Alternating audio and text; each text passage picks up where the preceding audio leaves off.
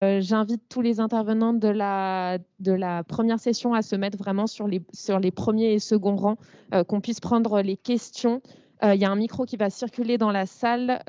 Jacques, si tu veux bien faire circuler le micro avec les questions et nous relater les questions qui sont aussi posées par Teams. Je veux juste vous remercier pour avoir respecté les contraintes de temps très rapidement. On a peu de temps pour débattre parce qu'on avait pris du retard juste avant. Donc, je vais vous demander d'être court dans les questions, courte dans les réponses et d'essayer de balayer un maximum de sujets. Merci. Oui, puisqu'on parle de posture, j'ai l'impression qu'on arrive assez bien à saisir les enjeux de la posture dans l'agence, mais je me pose une question concernant la posture dans vos champs scientifiques. Comment dire, par rapport à un état des connaissances, par rapport à des théories en place, par rapport à des hypothèses dominantes, comment vous vous positionnez? Est-ce que vous arrivez, est-ce que vous créez des tensions? Est-ce que vous êtes au contraire dans une sorte de développement d'une science normale au sens de Thomas Kuhn dans le paradigme, ou est-ce qu'il y a une forme d'indépendance par rapport à cet état des connaissances? Enfin, voilà un peu la question. Je pense que c'est à la fois du côté de l'urbanisme, donc je suis très peu sachant là-dessus, mais je me dis, vous avez parlé de théorie de l'action, théorie de l'aménagement. Est-ce que vos thèses font bouger des choses là-dedans? Comment elles s'y inscrivent? Du côté des gares, des connaissances qu'on a sur les gares et sur la mobilité, et puis du côté de la sociologie qui, je crois, est un vaste champ. Dans quel type de sociologie on s'inscrit et comment on s'y inscrit, contre, avec, enfin voilà, juste pour un tout petit peu mieux comprendre cet aspect-là.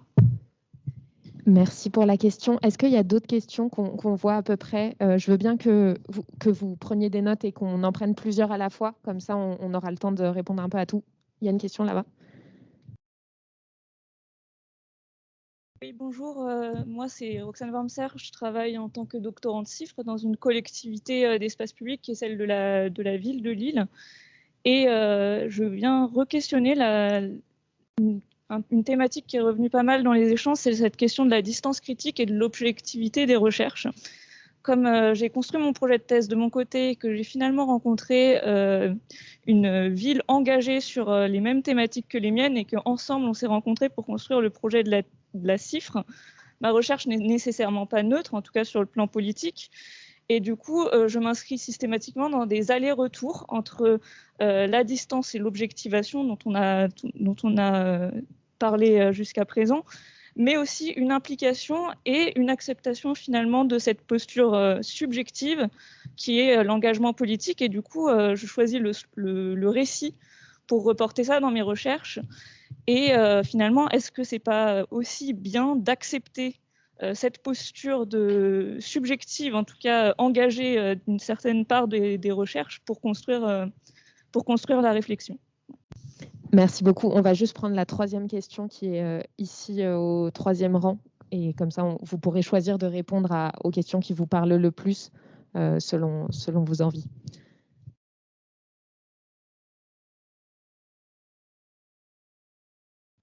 Ah non, pardon, c'est moi.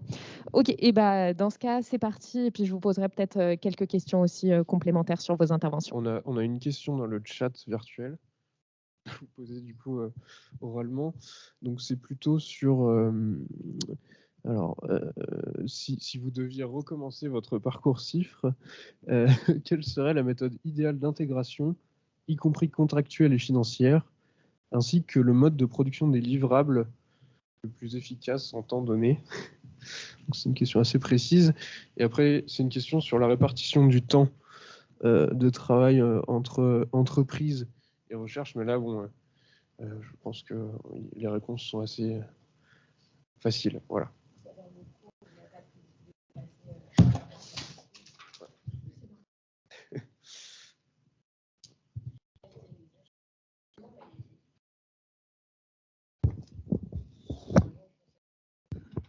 Qu'est-ce qui veut commencer? Sur la question du champ, des champs, moi je m'inscris effectivement dans la sociologie urbaine, sociologie de l'habitat. Sur la question des méthodes, donc je réponds aux méthodes de l'enquête sociologique, méthodes de l'enquête ethnographique. Je pense qu'aujourd'hui, on a présenté du coup des postures, des méthodes d'enquête et non pas des résultats. Et du coup, je pense que bon, sur la question de qu'est-ce qu'on apporte au champ, c'est à la lumière de nos conclusions qu'on peut répondre à cette question.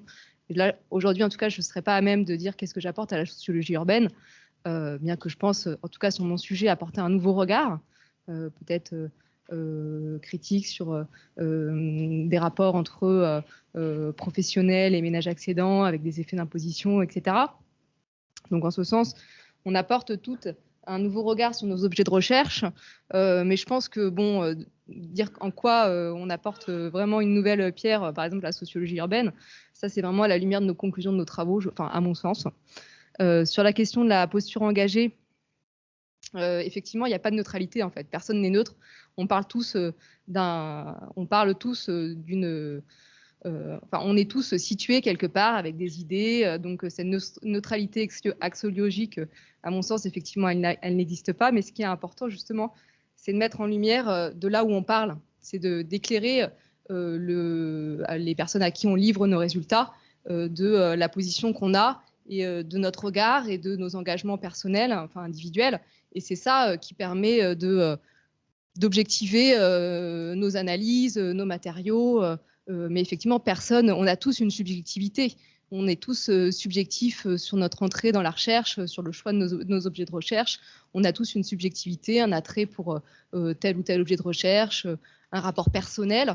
Et je pense que c'est ça qu'il faut objectiver, raconter par la narration, raconter nos engagements, pourquoi on s'est engagé dans tel ou tel objet de recherche. Et forcément, on ne sera jamais neutre, puisque l'individu n'est jamais neutre. Mais finalement, c'est pas grave, puisqu'on a éclairé sur de là où on parle, quoi. Et puis la question, est-ce que je repartirai en chiffres? Oui, je pense que oui. Enfin, ça a été quand même, enfin, ça offre quand même de beaux résultats, mais c'est des conduites d'enquête qui sont quand même pas évidentes. Enfin, très clairement pas évidentes. Et l'appui de nos directrices ou directeurs de thèse est primordial pour tenir le cap épistémologique de la recherche, parce que sans une inscription forte dans les laboratoires, on peut vite perdre le pas sur les objectifs de la recherche. Merci pour la question de la posture et du champ de recherche. Je suis assez d'accord, c'est une question qui se poserait plus au regard des résultats. Après, je pense que comme tout sujet de thèse, les sujets de chiffres, dans leur version un peu canonique au départ, au moment de la rédaction, il faut quand même montrer ce que le sujet, du moins au moment de sa conception, amène au champ. Donc je pense que c'est un travail qu'on a tout fait. Après, ces apports peuvent se modifier. Je voulais répondre particulièrement sur cet enjeu de la distance critique et de l'objectivité dans notre enquête et dans nos discussions avec les autres doctorants en chiffres de notre laboratoire. On a remarqué qu'il y avait chez les doctorants et les doctorants de chiffres une tendance à faire des introductions ou des premiers chapitres qui revenaient très longuement sur cette posture, reconstruire l'objectivité, encore plus longuement que dans d'autres recherches, et c'est déjà, enfin souvent c'est déjà long. Justement parce qu'il y a un peu cette pression qui pèse un peu tout le temps sur les doctorants en chiffres, en tout cas dans nos disciplines, sur est-ce qu'on fait vraiment de la science, est-ce qu'on ne serait pas trop au service des entreprises, d'autant plus quand ça s'inscrit dans des champs qui sont un peu politiquement sensibles. Donc je parle pour ma part, je suis inscrite quand même dans les activités de la RATP, dans un champ qui évolue très rapidement avec la question de l'ouverture à la concurrence qui pèse beaucoup sur mon sujet. Voilà, je pense que l'enjeu, c'est aussi de raconter dès le début, c'est ce que disait Estelle, raconter dès le début le point de vue duquel on parle, expliciter, enfin, assumer aussi cette position dans les deux mondes qui donnent des résultats de recherche qui sont assez singuliers. Mais à partir du moment où c'est écrit et assumé et clarifié, je ne pense pas que ça pose de problème éthique. En tout cas, moi, c'est la posture que j'aimerais pouvoir assumer dans la rédaction quand le temps viendra. Sans redire ce qui a déjà été dit, peut-être je vais préciser la première question par rapport à ce champ théorique, puisque alors moi je m'inscris dans un champ aussi en urbanisme qui va être celui des communs urbains par exemple, et je sais qu'on a eu de vrais débats avec mon entreprise du coup au sein de Plateau Urbain qui réutilise ce vocabulaire en partie grâce à moi parce que je l'ai introduit progressivement dans les travaux de l'entreprise. Et qui, à mon sens, a tendance à l'utiliser de manière aussi marketing et voire même à dévoyer parfois les définitions qu'on peut en donner, etc. Donc j'ai fait un vrai travail pour le coup de définition, de cadrer la littérature, qu'est-ce que ça en disait là-dessus, comment effectivement les différentes entreprises qui gravitent en ce moment autour de ce champ, à la fois Plateau Urbain, mais pas que, tout le champ de l'urbanisme temporaire ou encore la construction d'un immobilier solidaire réutilise ce champ, comment il le critique, le dévoie parfois. Et donc moi, j'ai pu avoir par contre des positions très critiques par rapport aux actions de mon entreprise, par rapport à ce sujet, ou alors disons que je n'étais pas forcément d'accord, etc. Et donc ça a donné plutôt lieu à des débats, vraiment des débats théoriques au sein de réunions d'équipe, etc. Et donc ça permet progressivement de, je pense, un peu les faire bouger aussi et les faire se questionner sur la façon dont ils mobilisent les matériaux théoriques que nous pouvons apporter au sein des CIFRE. Donc voilà, c'était peut-être une petite précision. Et sur la partie peut-être recommencer la CIFRE, la question du temps de travail, moi je trouve que la présentation d'Estelle est très intéressante aussi, et je vis un peu la même chose au sein de mon entreprise. Pour moi, la dernière année, c'était vraiment l'année de la 3e année, une année blanche en termes de temps de travail. Elle est complètement dévolue au laboratoire, et je trouve que ça, je recommencerai pas du tout, enfin je recommencerai de la même manière en quelque sorte, à être plutôt quasi à 100% pendant les premières années, pour se laisser vraiment un temps de 100% dédié à la prise de distance critique, etc., mais toujours financé dans le CIFRE. Est-ce que tu peux préciser si c'était négocié dès le départ dans ta convention de collaboration, le fait que tu aies 0% de temps à l'entreprise en 3e année? Oui, ça a été négocié complètement. J'avais fait un travail d'échelonnage par 6 mois du nombre de jours où j'étais présente dans l'entreprise. Alors, il faut savoir que je suis en plein dedans en ce moment. Je finis mon travail la semaine prochaine au sein de l'entreprise, alors qu'ils vont encore me payer pendant 6 mois.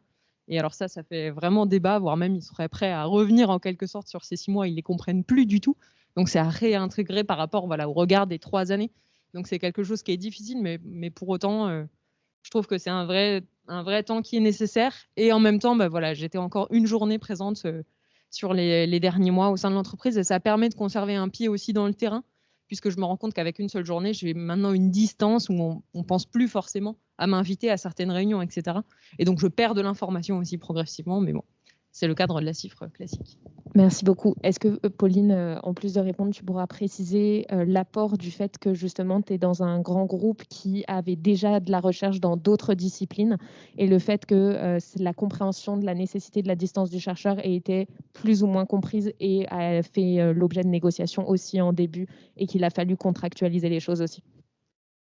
Alors là-dessus, oui et non, dans le sens où oui, c'est un grand groupe où finalement ils cherchaient eux-mêmes, étaient intéressés par le regard critique sur leur pratique, et donc c'est pour ça que une certaine forme de liberté m'a été accordée dans cette idée de sortir de l'opérationnel et de passer du temps à aller voir comment ces questions se traitaient dans d'autres agences en Europe, etc. Je pense que c'est vraiment du fait de ce monopole historique qu'ils étaient intéressés sur un re-questionnement de leur manière de faire. Par contre, j'étais à l'époque uniquement la 2e thèse CIFRE qu'ils embauchaient. Donc il y en a eu beaucoup, il y en a eu plus au cours des 4 années depuis mon embauche, mais la négociation allait pas du tout de soi, et ça a quand même été un peu de pédagogie pour expliquer tout ça, et notamment sur la question de la répartition du temps, où j'aurais dû faire ce que tu as fait. Et au final, moi, dans mon contrat de collaboration, c'était 3 jours en entreprise, 2 jours en laboratoire sur toute la durée de ma thèse. Et quelque part, c'est un peu aussi le confinement qui m'a permis la dernière année, donc l'année de rédaction, de me dégager de tout ça et de pouvoir gérer mon temps un peu plus librement. Et ça a été très bénéfique, même dans des conditions de thèse qui étaient très bien à REP, dans cette idée de prise de recul par rapport à l'opérationnalité de l'architecture. Tu voulais répondre sur autre chose? Peut-être Marion qui n'a pas pris le micro. Mais alors, du coup, on s'extrait, mais alors, on n'est pas rentable pour l'agence? Ouh là là, comment ça se passe? Comment on fait? Ils acceptent qu'on s'en aille comme ça pendant 1 an alors qu'ils nous payent, mais on ne sait pas bien ce qu'elle fait. Est-ce qu'elle est en train de rédiger sa thèse? Peut-être dire un petit mot aussi sur les retours et comment vous avez réussi à introduire cette pédagogie au sein de l'entreprise. Oui, alors du coup, j'ai pas réussi à introduire cette pédagogie au sein de l'entreprise, vu que je n'ai jamais réussi à m'extraire de l'entreprise durant ces 3 ans. Et du coup, peut-être juste avant, peut-être que je précise ça, sur ce qu'on recommencerait, je vais évoquer peut-être un point qui n'est pas raccord avec ce qui a été dit à côté, mais du coup, c'est ce qui est intéressant. C'est que moi, effectivement, j'avais aussi dans ma négociation des temps avec 6 mois en début de thèse 100% au sein de Gare et Connexion et normalement les 6 derniers mois 100% en dehors de Gare et Connexion. Le fait est que en fait, les 6 premiers mois, ils se sont tellement bien habitués à ma productivité et aux missions que j'accomplissais qu'ils n'ont pas du tout il a été impossible en fait de s'extraire réellement de l'entreprise pendant ces 3 ans. Pour vous donner un ordre d'idée, au bout des 2 ans et demi, j'étais encore officiellement, et j'avais fait des calculs qui allaient largement dans leur sens, à 70% du temps au sein de Gare et Connexion et 30% du temps au laboratoire au lieu des 50-50 annoncés en fait dans les conventions CIFRE. Et qui était lié principalement justement à un problème de connaissance sur comment en fait on réalise une thèse et quel est justement le rôle du doctorant dans l'entreprise. Parce que ce statut un peu d'expert qui est en fait une réduction très forte en fait du rôle de chercheur en réalité faisait que quand bien même que j'étais au labo, on m'appelait et on me disait en 10 minutes dis-moi ce que tu penses de Marne-la-Vallée-Chessy. Et bon, je n'ai pas étudié Marne-la-Vallée-Chessy et non, je n'ai pas une omniscience sur toutes les gares du monde. Mais du coup, du coup, cette notion d'expertise est très difficile en fait. Et sur ce que j'aurais changé du coup, ce serait justement éviter ces 6 mois en fait complets au début de l'entreprise en mettant par contre au moins un jour en laboratoire pour qu'ils s'habituent à ce qu'on ne soit pas là 100% du temps. Et ça aurait été surtout, certainement moins douloureux à la fin pour la prise de distance et du coup du temps 100% laboratoire. D'ailleurs, ça, c'est quelque chose qu'on a retrouvé au sein de notre enquête, au sein des doctorants du CRIA, où finalement, beaucoup ont dit qu'ils avaient l'impression d'avoir commencé leur thèse d'un point de vue de réflexivité une fois que le contrat était fini. Ce qui peut rejoindre effectivement ce que tu disais, Estelle, et c'est quelque chose que je partage évidemment. Et sur la stratégie, du coup, il y a des outils qui peuvent servir aux doctorants qui sont dans des cas en fait un peu comme ça de tension entre laboratoire et entreprise, qui sont par exemple le comité de suivi. C'est quelque chose qui est aujourd'hui beaucoup utilisé, enfin qui est censé être utilisé pour notamment révéler des questions de harcèlement. Au départ, c'est ça son rôle du comité de suivi, soit avec des collègues, soit avec son directeur scientifique ou sa directrice scientifique, peu importe. Mais c'est aussi un outil que moi j'ai beaucoup utilisé pour pouvoir rappeler à l'entreprise en fait les temps justement et les devoirs aussi. Qui devaient, pas les devoirs, mais leurs engagements par rapport au laboratoire et à la production de la thèse. Et ça, en fait, progressivement marché, ça fait partie de la pédagogie. Donc voilà, sur les stratégies, n'oubliez pas le comité de suivi. Et évidemment, les directeurs et directrices scientifiques sont très importants dans le soutien en fait, et dans l'accompagnement.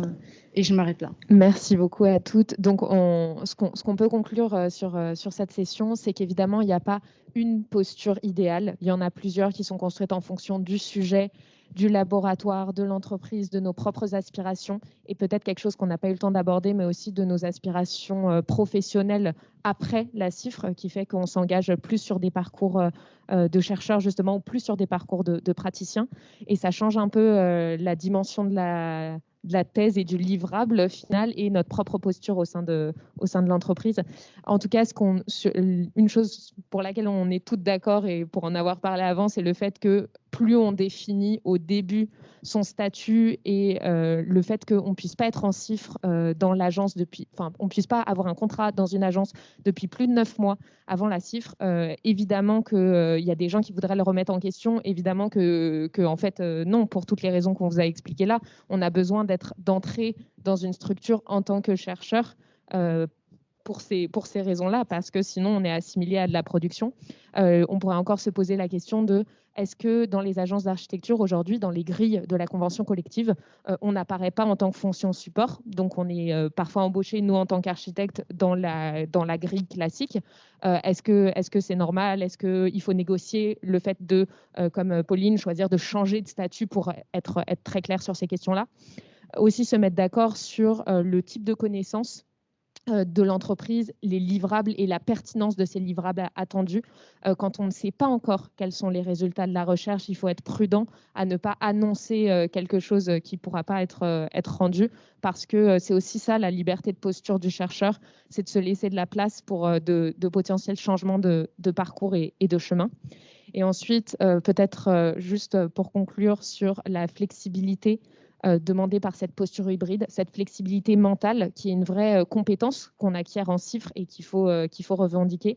Le fait de contrôler la temporalité de chaque chose et qu'il n'y a pas forcément de posture idéale. On peut switcher en une journée, une semaine, un mois, une année, que c'est quelque chose de très personnel que l'on découvre pendant notre parcours de CIFRE et que c'est une vraie compétence qu'on acquiert ensuite si on veut être chercheur et praticien. Et il faut aussi reconnaître que c'est une formation justement et qu'on ne peut pas attendre des doctorants qu'ils aient une réponse au début du contrat quand on signe le contrat sur ces questions-là, parce qu'on se découvre nous-mêmes. Merci du coup à toutes vraiment pour la qualité de vos interventions. On va juste avoir une petite pause de 10 minutes.